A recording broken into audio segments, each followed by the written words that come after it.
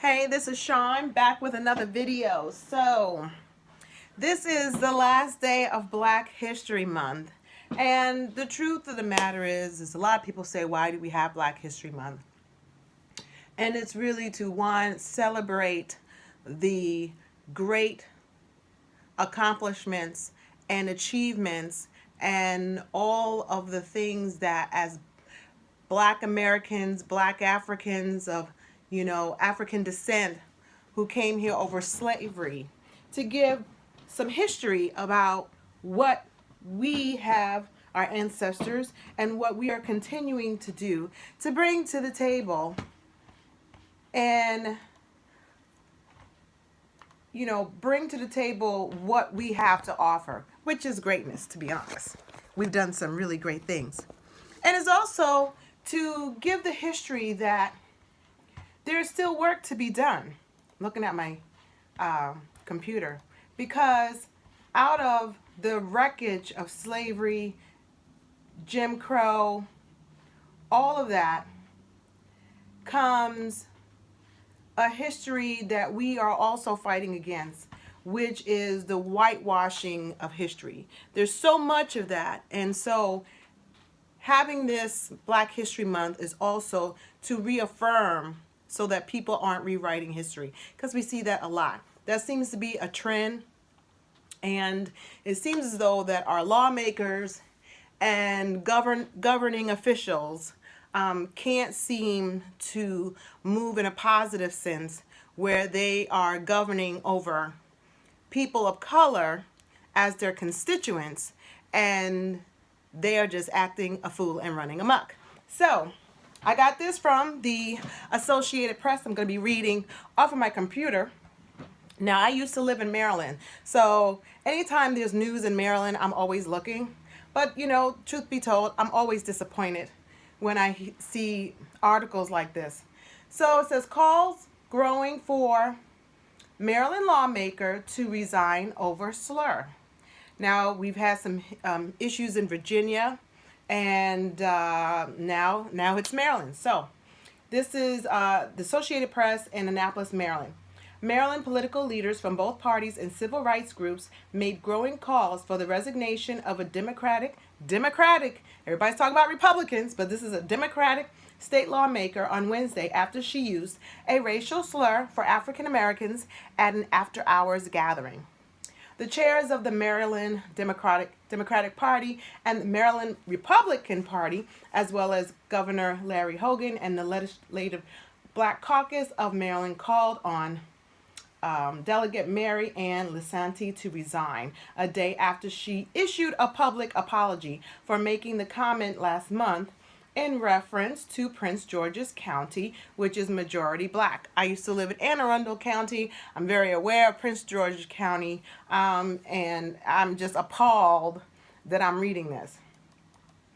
African Americans comprise approximately a third of the voters in Lisanti's district. So somebody voted her in of color, and they deserve to be represented by a person who is considerate of their views, a champion of their issues, respectful and appreciative of diverse people, and dedicated to cultivating an inclusive economy and democracy, said Maya Rocky Moore Cummings, who chairs the Maryland Democratic Party. Hogan, a Republican, tweeted that the language of racism and hate has no place on our public discourse. I scrolled up too fast.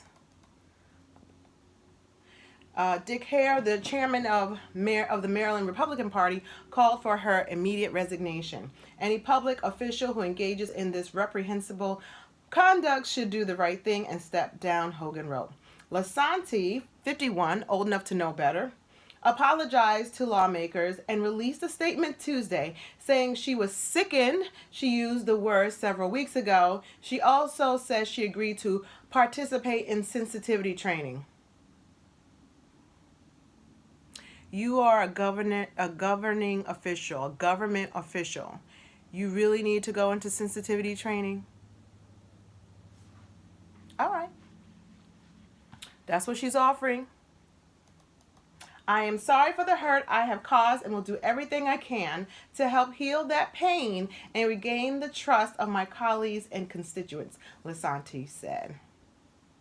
The Legislative Black Caucus said the apology was inadequate and called for her resignation Wednesday. It is clear that you are unsuited to continue as a member of the Maryland General Assembly.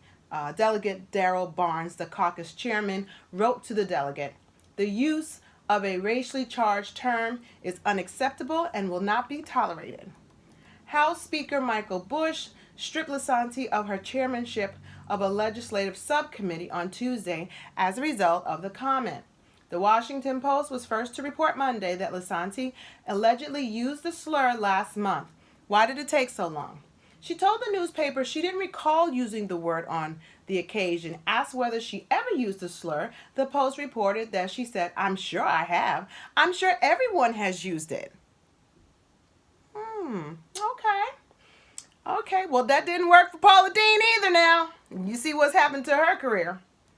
And she was just a cook and an entertainer. Okay, Dana Shelley, executive director of the American Civil Liberties of Maryland, called for Lisanti's resignation as well, saying she should never accept blatant racism from anyone, much less our elected leaders.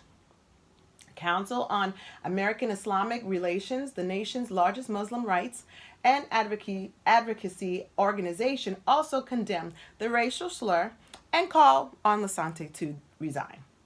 Other Democrats who have urged Lisanti to resign includes U.S. Senator Chris Van Hollen and U.S. Representative Anthony Brown, whose districts includes parts of Prince George's County. In 2019, we should not have to explain the seriousness of using this epithet. I agree, Brown, the state's former lieutenant governor, said in a statement Wednesday. This hateful word was and still is callously used in an effort to dehumanize Black Americans.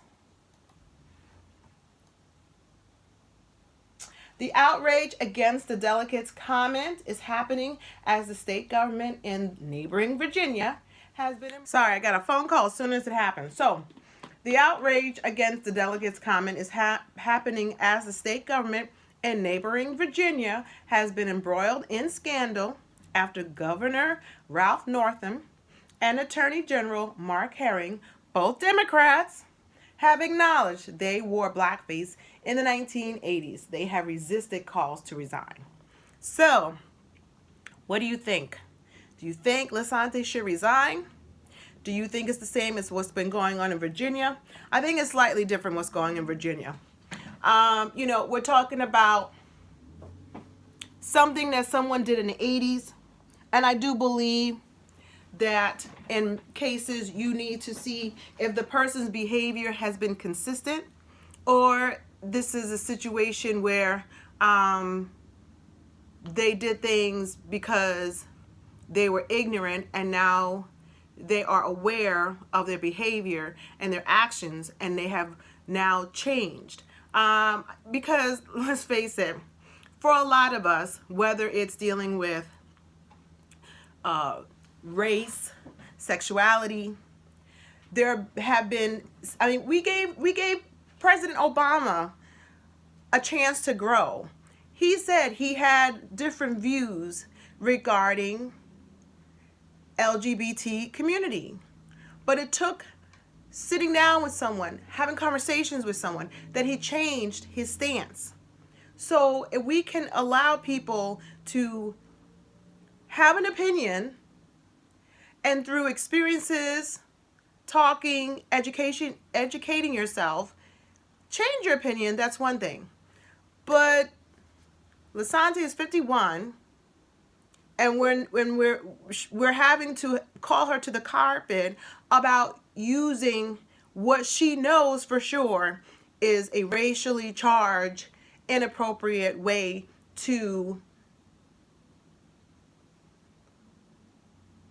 put a label on someone of color that is part of your constituency.